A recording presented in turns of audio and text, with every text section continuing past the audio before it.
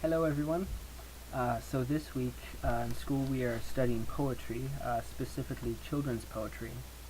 And the poem that I chose for my presentation is called Wind on the Hill by A. Milne. And so why I thought that this poem belonged in this category, for one, in the poetry category, for one is that it is a poem. Uh, um, Different people I feel like have different definitions of what a poem is. Some poetry in books that you find are only one line. Some of them look like someone took a paragraph out of a book and just chopped it up and then structured it like a poem. But to me, uh, a poem has to have a rhyme scheme. I don't care which rhyme scheme it has; it just has to have one. And then it has to have structure, that structure as well.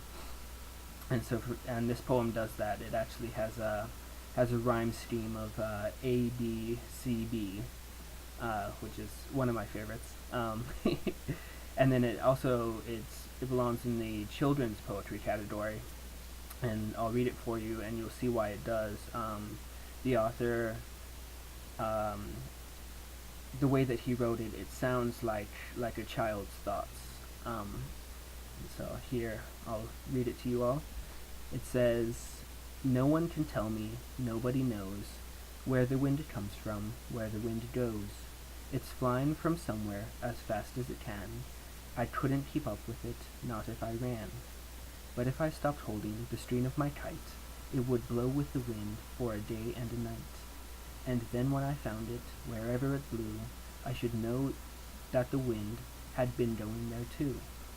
So then I could tell them from where the wind goes, but where the wind comes from, nobody knows."